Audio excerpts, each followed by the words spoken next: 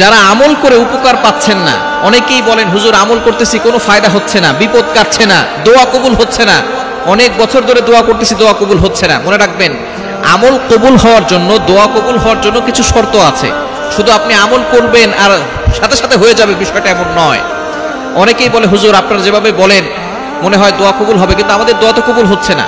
এই দোয়া কবুলের জন্য কিছু শর্ত আছে, শুধু আমল করলেই দোয়া কবুল হবে না। এক নাম্বার হচ্ছে, যদি আপনি দোয়া কবুল করাতে চান আপনাকে হালাল খেতে হবে। একটা টাকাও কোনোভাবে আপনি হারাম খেতে পারবেন না।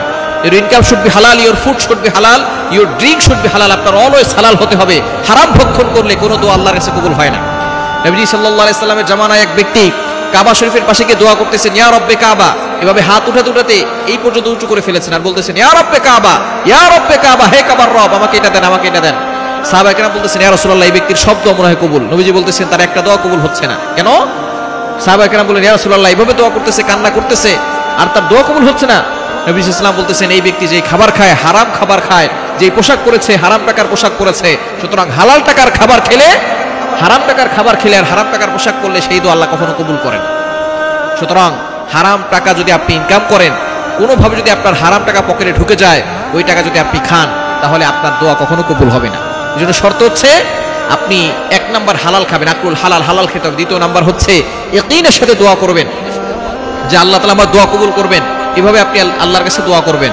আর তিন নাম্বার হচ্ছে আল্লাহর কাছে আপনি চাইবেন এবং দোয়া করার শুরুতে দুরূদ শরীফ করবেন। আমল যেটা করতেছেন দুরূদ শরীফ করে তারপর আমল করা শুরু করবেন, আল্লাহ তাআলা সেই আমলগুলো কবুল করবেন। এরপরও যদি আপনার দোয়া কবুল না হয়, আপনার বিপদ কাটছে না, আপনার আমল করে কোনো ফায়দা হচ্ছে না, তাহলে বুঝে নেবেন যে আল্লাহ হয়তো আপনাকে এই বিপদ দিয়ে পরীক্ষা করছেন। এই বিপদের মাধ্যমে আল্লাহ তাআলা আপনার কষ্ট দূর করে দিচ্ছেন, আপনাকে আল্লাহ পাক রব্বুল আলামিন গুনাহ মাফ করে দিচ্ছেন এবং আল্লাহ পাক রব্বুল আলামিন আপনার মর্যাদা বৃদ্ধি করতেছেন। আপনার এই বিপদের মাধ্যমে আপনার কষ্ট দূর হচ্ছে কোন জায়গার? জাহান্নামের কষ্ট দূর হয়ে যাচ্ছে। সুতরাং যখন আপনি দেখবেন অনেক আমল করার পরও আপনি কোনোভাবে উপকৃত হচ্ছেন না, আপনার বিপদ যাচ্ছে না, আল্লাহ পাক রব্বুল আলামিন আপনাকে বোঝাতে চাচ্ছেন যে দুনিয়ার সকল গুনাহ আপনাকে ক্ষমা করে দিয়ে মৃত্যুর সাথে সাথে আল্লাহ তাআলা আপনাকে জান্নাত দিতে যাচ্ছেন। এজন্য বিপদে পড়লে হতাশ হয়ে যাবেন না। মুমিন বান্দাদেরকে আল্লাহ বিপদ দেন, নবীদেরকে আল্লাহ তাআলা বিপদ দিয়ে পরীক্ষা করেছেন। ইব্রাহিম আলাইহিস সালাম থেকে শুরু করে যত নবী দুনিয়াতে এসেছেন, সকল নবীদেরকে আল্লাহ তাআলা পরীক্ষা করেছেন। আমাদের নবীকে আল্লাহ পাক রব্বুল আলামিন কত পরীক্ষা নিয়েছেন, একটু ফোকাস করে দেখতে পারবেন। মক্কায় নবী সাল্লাল্লাহু আলাইহি ওয়াসাল্লাম নামাজ পর্যন্ত পড়তে পারতেন না। নবীজি সাল্লাল্লাহু আলাইহি ওয়াসাল্লাম যখন নামাজ পড়তেন, তখন আবু জাহেল, উতবা, সাইবারা উটের পচা নারী ভুঁড়িগুলো নবী সাল্লাল্লাহু আলাইহি ওয়াসাল্লামের মাথায় চাপিয়ে দিয়েছিল।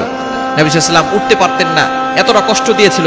সেই নবী সাল্লাল্লাহু আলাইহি ওয়াসাল্লাম মক্কায় কষ্ট করেছেন, যখন তিনি মদিনায় গিয়েছেন, মদিনার মানুষরা ওয়েলকাম জানিয়েছেন, স্বাগতম জানিয়েছেন, তিনি সেখানে ইসলামের প্রচার করেছেন।